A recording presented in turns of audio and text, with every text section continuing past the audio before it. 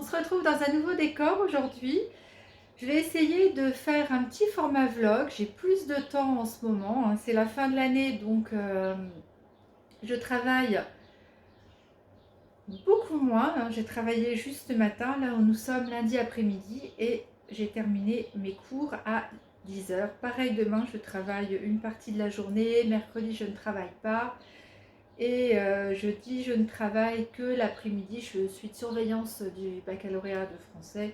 Donc voilà, un peu plus de temps. Là, je suis donc dans mon salon. Vous voyez, c'est là que je tricote le soir. Vous voyez ma petite liseuse ici. Et en face, il y a la télé. Je ne suis pas une très grande fan de la télévision. Et si je ne fais pas quelque chose de mes mains en regardant la télé, je m'agace très vite. Et du coup, je me lève, je vais faire des petites choses à droite, à gauche. Et le tricot, ça me permet de rester concentrée sur la télé. Et comme ça, je peux rester à côté de mon compagnon qui, lui, aime beaucoup regarder la télé, ce qui le détend beaucoup. En plus, on n'a pas forcément les mêmes goûts concernant les programmes télévisés. Et du coup, comme je tricote, ça me dérange pas trop, hein. On peut bien regarder ce qu'il veut. Moi, je suis focus sur mon tricot. Je vous ai pris il y a quelques jours parce que je venais de recevoir une commande de Sandnesgarn de Tinline pour commencer le petit top Provence. Et ça y est, je l'ai commencé. Je l'ai commencé il y a 2 jours, samedi. Et j'ai déjà fait ça, hein. Entre le pull chauve-souris en 2,5 et le top Provence en 4, ça fait quand même une sacrée différence, hein. Donc là, j'ai presque fini une pelote. Donc il m'a fallu 2 jours pour faire quasiment 10 cm, sachant que je vais avoir besoin de 6 ou 7 pelotes maximum pour ce petit top. Ça devrait aller très vite. Alors j'aime beaucoup le rendu. C'est le coloris brun doré. Ça a l'air un peu plus orangé sur l'écran, mais en fait c'est plus couleur un peu brun tabac. C'est moins orangé que ce que je vois à l'écran. C'est plus brun en vérité. Bon, ça reste brun doré, hein. Donc ce petit top Provence, jusqu'à maintenant ça me plaît. Par contre, ce que je n'avais pas prévu, c'est que je me suis fait avoir encore, c'est que ça commence par le bas. Et moi je voulais quelque chose qui se commence par le haut. Et quand on commence par le bas, je trouve que c'est quand même très difficile de se rendre compte de la longueur. Bon, c'est pas grave, hein. En tout cas, je prends beaucoup de plaisir à le faire. Ça me détend après ce pull chauve-souris qui m'a pris tellement de temps. Et là, je vous assure, c'est un vrai plaisir. Alors, Sandnesgarn, c'est un fil donc composé, donc la tinline, hein, il y a du lin, il y a de la viscose et il y a du coton. Et c'est très agréable à tricoter. Alors, je ne sais pas si vous allez voir, mais c'est un fil qui est composé de plusieurs brins. Et dedans, il y a comme un fil de coton qui est enroulé. Et on n'a pas forcément, la teinture n'a pas pris de la même façon. Le fil de coton est un peu plus brillant que le reste de la fibre. Et je crois que cette base est à peu près la même composition que la belle de Drops. Alors j'aimerais savoir si certains d'entre vous ont déjà tricoté la laine belle de Drops et ce qu'ils en ont pensé, parce que quand même, je trouve que elle a un bien meilleur rapport qualité-prix, puisque celle-ci m'a coûté dans les 5 € la pelote.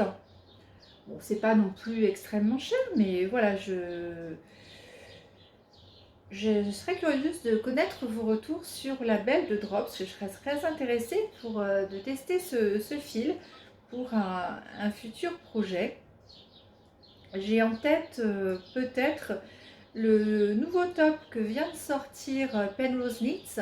J'avais découvert ce modèle lors du dernier podcast de, de Emma Tricolibri et qui avait fait une version avec du mohair. Alors moi je vais pas faire du mohair parce que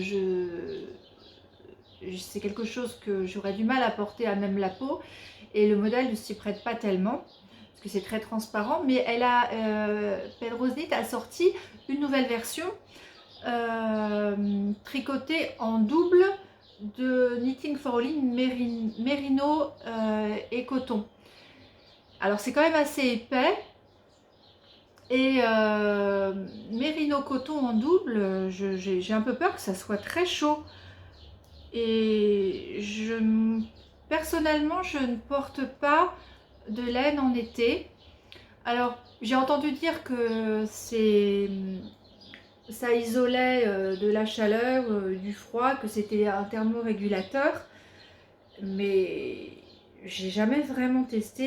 Est-ce que vous portez des tops d'été en mérino? Qu'est-ce que vous en pensez? J'ai vu qu'il y avait des jolies bases aussi en mérino tencel. C'est un petit peu, ou mérino bambou, c'est un petit peu le, la tendance du moment. Qu'est-ce que vous pensez de ces bas? Je serais très curieuse d'avoir vos retours.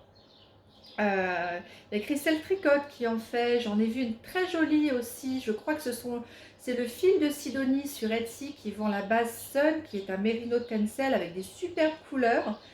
Je suis assez tentée, mais voilà, je ne sais pas, pourquoi pas, un jour, mais voilà, donc je vous retrouve demain. Je pensais aujourd'hui recevoir ma commande justement de chez Christelle Tricotte. J'avais commandé 2 écheveaux de Mérino dans son nouveau coloris Nilacha. Et en fait, Colissimo m'avait dit que ça devait être, enfin, je devais les recevoir aujourd'hui. Et en fait, non, ce sera demain. Bon, tant pis. Donc, je reviendrai pour vous les montrer. Et puis, je vous dirai ce que j'ai prévu d'en faire.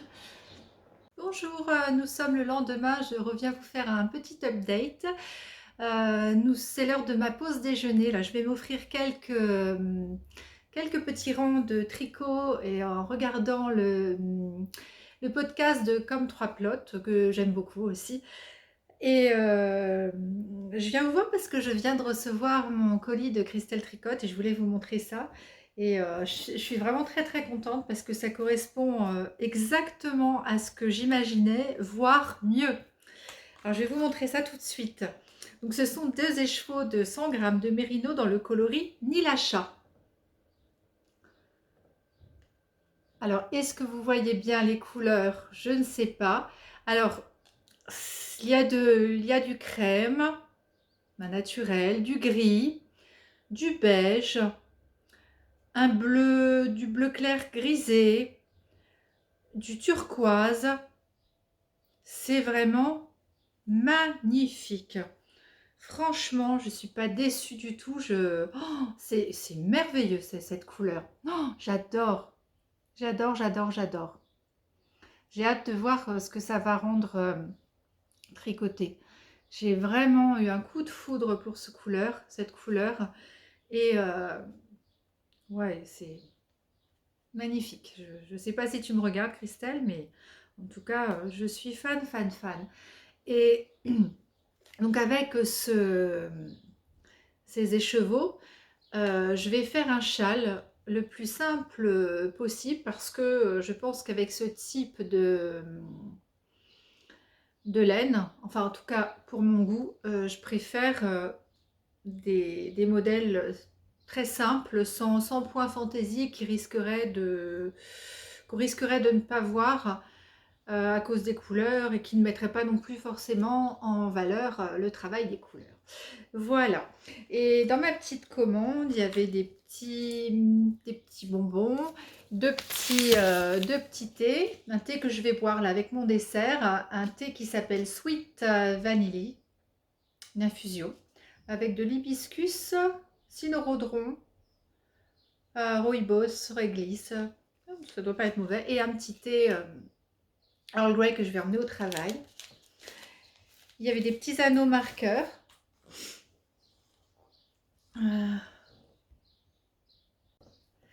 Donc des petits anneaux marqueurs, une petite étoile et un petit arbre tout mignon. Et puis surtout, cette commande, ça a été mais super rapide. J'ai vu le podcast de Christelle. Mardi, j'ai eu un coup de cœur pour ce coloris. Mercredi, j'ai commandé et je crois que vendredi, euh, c'était posté. Je ne sais pas si elle dort la nuit, Christelle, pour aller aussi vite, hein. Ouais, vraiment, j'adore, hein. J'adore, j'adore. Ça ira très très bien avec petit châle, avec ma petite veste en jean. Vous voyez, c'est plus, ça tire un peu vers le vert, hein, quand même, par rapport à ma petite veste en jean.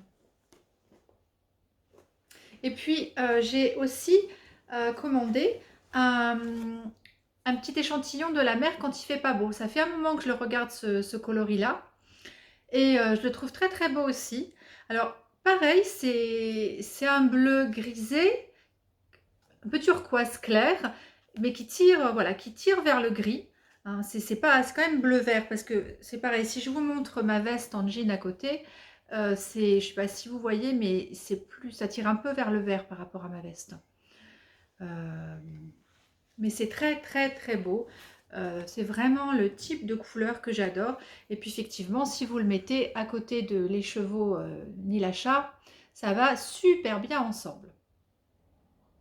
Très très contente. Donc je vous montrerai l'avancée de mon châle dès que j'aurai commencé. Pour l'instant, je suis toujours sur mon top, mon t-shirt Provence, qui n'a pas tellement avancé.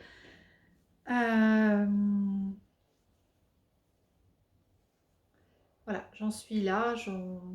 J'ai dû faire 3-4 cm hier soir.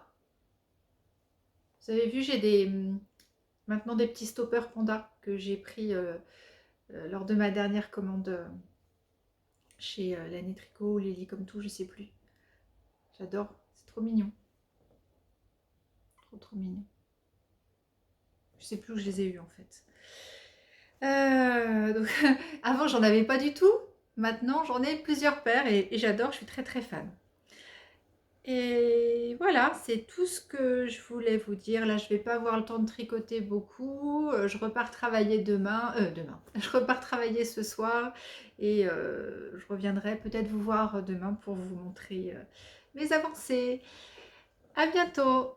Je vous retrouve après une semaine.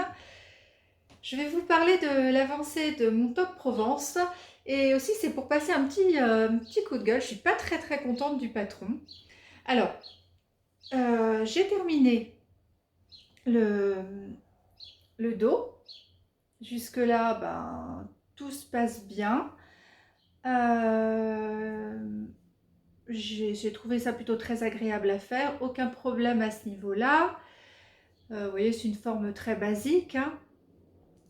J'aime beaucoup tricoter la ligne de Sandnesgarn que j'avais déjà tricoté l'année dernière, la Thin Line et en double et j'avais pas aimé, mais là en fil simple ça va très bien. Donc j'ai donc commencé le devant et c'est là que les problèmes ont commencé. Alors déjà, les instructions de ce patron sont vraiment, vraiment pas claires. Il y en a un petit peu là, un petit peu là, un petit peu là, et franchement, c'est très, très difficile de s'y retrouver. Alors, c'est peut-être que ça convient à certaines personnes, mais moi, c'est pas du tout le genre de patron que j'apprécie. J'aime bien que les explications soient linéaires. Qu'elle soit succincte, ça ne me dérange pas. Mais là, j'ai vraiment eu beaucoup, beaucoup de mal à m'y retrouver dans ce patron. Alors là, on est censé commencer ce qu'elle appelle le yoke. C'est-à-dire la dentelle qui va venir là comme ça en pointe. Et ça fait 3 fois que je démonte. Parce que je n'y arrive pas. Ça tombe pas juste. Et je suis assez étonnée en fait que personne n'en n'en ai parlé plus que ça. Je suis allée voir sur Ravelry et j'ai vu que certaines personnes disaient que oui, ça avait été un challenge, que ça avait été un patron plus compliqué que prévu. Mais en fait, il est plus compliqué que prévu parce qu'il est plein d'erreurs. Pour vous dire, en fait, la charte de la grille ne correspond pas du tout aux inscriptions, comment dire, ne correspond pas du tout aux explications écrites ligne par ligne, hein, rang par rang.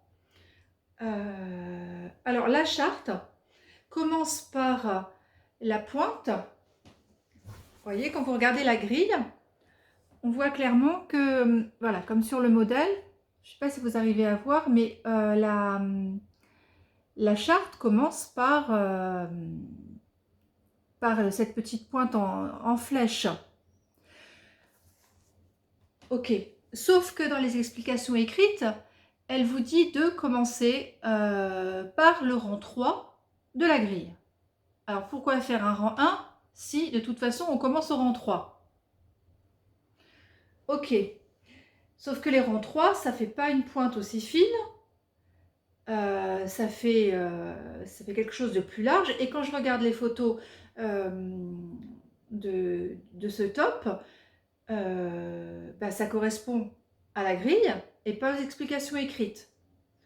Il y a peut-être une ou deux personnes sur Ravelry, j'ai vu, qui commençaient par le rang 3 de la charte, mais globalement, toutes les photos que j'ai vues, c'est impossible que ça commence par le rang 3 de la charte, parce qu'il y a bien cette petite pointe avec deux jetés et une maille en droit au milieu, et non pas deux jetés et trois mailles en droit au milieu, qui correspondraient au rang 3. Donc, qu'à cela ne tienne, je me suis dit, bon, je vais quand même suivre les explications écrites parce que je me suis dit, ça doit être fait exprès, je ne vais pas suivre la grille, je vais suivre les explications écrites. Non, ça ne va pas, parce qu'on se retrouve à un moment donné à faire des chevauchements de mailles, ce qui fait que ça ne correspond pas du tout au dessin. Le point de dentelle, il est super simple hein, en soi, mais ce qu'elle vous fait faire rang par rang, on n'obtient pas ce point de dentelle. Donc j'ai démonté 2 fois, et là je vais repartir sur la grille directement. Je ne vais pas suivre les explications rang par rang parce que j'y arrive pas, et je pense que c'est ce que la plupart des personnes qui l'ont tricoté ont dû commencer par la grille, en suivant la grille, parce que je ne vois pas comment on peut s'en sortir avec le rang par rang. Ça ne correspond pas. J'ai essayé 2 fois, je me suis dit, c'est toi ma fille, t'as rien compris. Et en fait, non, ça marche toujours pas. Donc là, je vais suivre la grille, on verra. Je vais essayer de faire marcher un peu ma cervelle, si j'y arrive, hein. Et puis on va voir si ça fonctionne, mais je trouve que pour un patron qui coûte 7-8 euros, c'est vraiment très très limite quoi, hein. Et que personne n'en parle plus que ça, je comprends pas bien non plus, hein. Bon, alors je reviens vous voir un peu plus tard, et puis je vais vous dire si je vais m'en sortir ou pas. Sur ce modèle qui, en théorie, est très simple et qui devrait avancer très vite, hein, puisque l'échantillon 18 mailles et 25 rangs, ça monte plutôt très vite, mais ce problème d'explications qui ne correspondent pas à la grille, je suis complètement perdue là. Bon, allez, je reviens plus tard. Me revoilà. Alors j'ai terminé, entre guillemets, mon top Provence. J'ai suivi la grille comme je vous l'avais dit, et tout s'est très bien passé. Je dis que je l'ai presque, enfin, terminé entre guillemets parce que je n'ai pas fait les finitions. Alors j'étais pas sûre de vouloir faire les manches, j'aimais pas trop. J'avais pensé faire des petits mancherons, mais juste quelques rangs de jersey et des côtes. J'ai essayé, c'était pas beau. J'ai ensuite fait uniquement des côtes, c'était pas beau non plus. Mon relevage de mailles n'était pas très propre. Je pense que c'est peut-être à cause de cette matière, enfin, ça me plaisait pas. J'ai essayé de faire un I-cord, c'était trop grossier à mon goût, ça me plaisait pas non plus. Euh, la bordure au crochet, jamais pas trop non plus. Enfin bon, j'ai fait pas mal d'essais. Et puis je me suis dit que finalement, bah, j'allais le laisser comme ça parce que je le trouve plutôt bien comme ça. Parce que vous voyez là, ça roulotte. Et donc du coup, bah, on voit pas du tout le bord. Et puis ici, pareil pour l'encolure, normalement il y a quelques rangs de côtes. Et j'ai choisi de ne pas les faire, de laisser ça accru. C'est pas choquant, hein. Franchement, il y a qu'une tricoteuse avertie qui pourrait remarquer qu'il n'y a pas de finition. C'est quand même assez propre. Bon, au pire, si je vois que ça me dérange par la suite, je peux toujours refaire un col, hein, parce que sur les 6 pelotes que j'avais prévues, en vérité, j'en ai utilisé même pas 5. Donc, pour faire ce top, enfin cette version-là du top, en taille M, j'ai utilisé 4 pelotes et demie donc de Tinline de Sandnes Garn. Donc pas beaucoup de métrage. Euh, alors, je l'ai lavé, j'ai rentré les fils, tout ça. Je l'ai séché à plat. Voilà, donc pas de blocage. Voyez.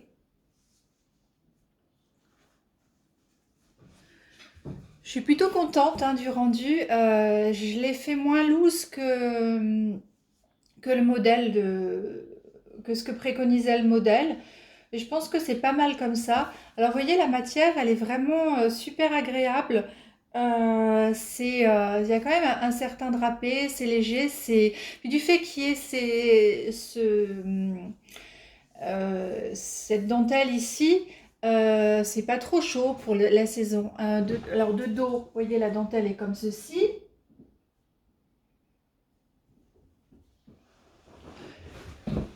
Euh, voilà, moi je suis très contente. Petit projet rapide, assez gratifiant malgré les mésaventures.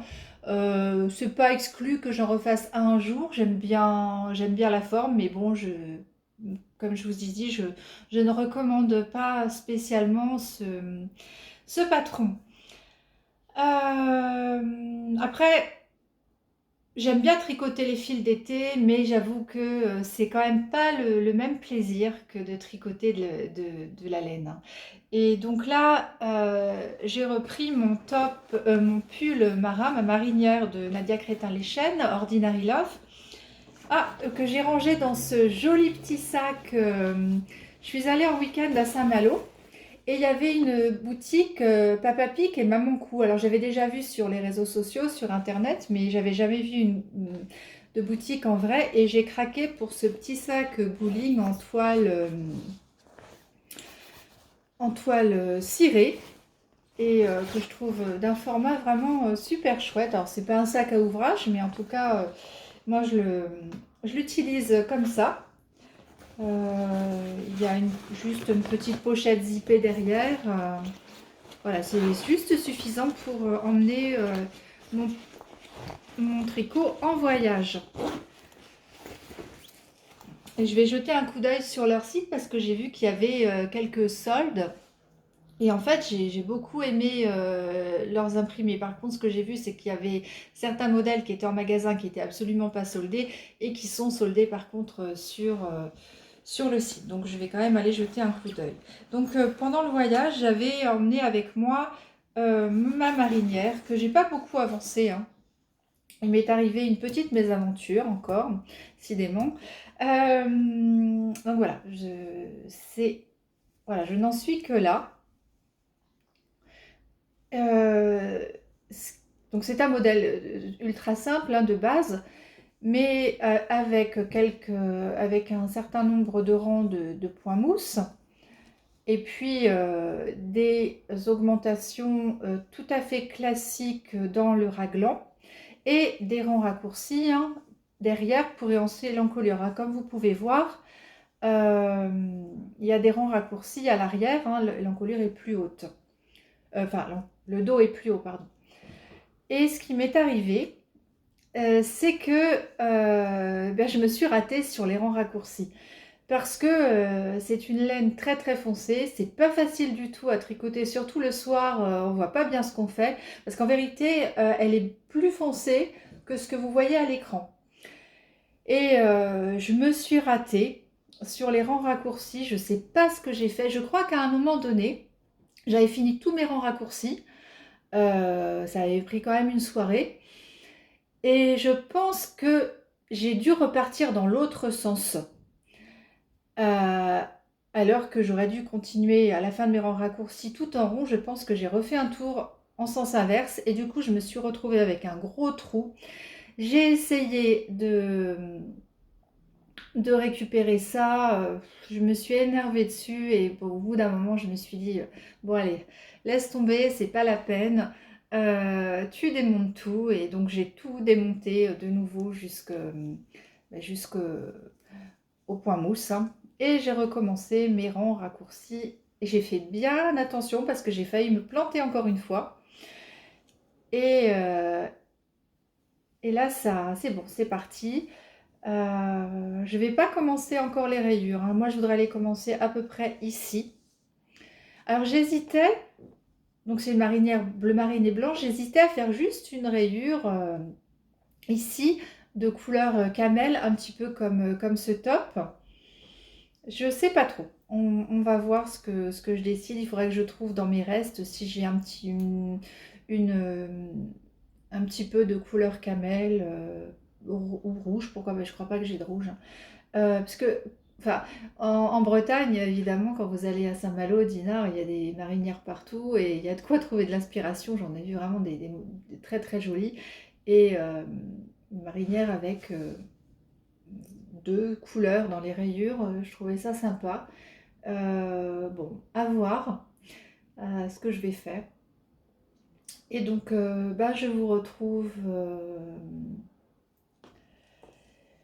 demain pour vous montrer l'avancée de mon tricot. Si, j'ai oublié de vous dire quelque chose. En ce moment, c'est la pleine période des calendriers de l'Avent. C'est vrai que c'est super tentant. Et moi, j'aime beaucoup les calendriers de l'Avent. Des fois, j'en prends du thé ou des choses comme ça. Je trouve ça sympa mais j'avoue que les calendriers de l'Avent spécial laine, ça ne me plaît pas particulièrement parce que autant j'adorerais découvrir tous ces petits mini de 20 grammes parce que je trouve que c'est absolument magnifique et que le travail de couleur est admirable mais c'est pour la beauté de l'écheveau et honnêtement tous ces petits mini je ne saurais pas quoi en faire. Comme je suis quelqu'un de très classique, euh, je, voilà, je porte une étole avec 24 couleurs. Pour moi, c'est pas possible. J'assumerais pas de porter ce genre de choses. Donc, ça sert à rien que je prenne un calendrier de l'Avent pour ne pas m'en servir. Mais j'ai quand même craqué pour euh, la box de Noël de Woolies Cain qui, qui présente cette fois-ci une box surprise hein, avec un sac à projet, 3 écheveaux de 100 grammes, un patron et un patron de Bérengère Caillot, un patron de châle et puis des goodies, hein, d'autres petites surprises. Et je vous avoue que là, j'ai craqué. Les imprimés des sacs me plaisaient bien. Les coloris proposés me tentaient aussi. En ce moment, je suis dans ma période un peu camel, moutarde, et j'ai pris le coloris Bonnie and Clyde euh, dans les tons marronnés, moutarde, pour faire donc un châle de Bérengère Caillot. Et ce qui m'a vraiment décidé en fait, c'est que j'adore cette créatrice, j'adore tout ce qu'elle fait, Bérengère Caillot. Si vous allez voir sur son site Lilophile, mais moi je suis vraiment très très fan de cette designeuse. Il n'y a pas longtemps, j'ai fait le pull, mince, j'ai un trou de mémoire, comment il s'appelle? Euh, Oh zut, Zvelg. Voilà. J'ai beaucoup aimé le patron. J'ai le patron Kélias dans ma patron tech. J'ai prévu de faire avec Caroline un cal, Caroline et d'autres personnes, un cal fin août. On a prévu de faire le châle Linia. J'adore le châle Gildan que je pense faire aussi. Donc voilà, j'adore cette créatrice et je suis très contente d'avoir commandé ce calendrier de l'Avent. Ouais, voilà, je me suis fait mon cadeau de Noël en avance. Donc voilà, sur ce, je vous laisse et puis je reviendrai vous voir quand j'aurai un petit peu plus de choses à vous montrer. Bye, à bientôt!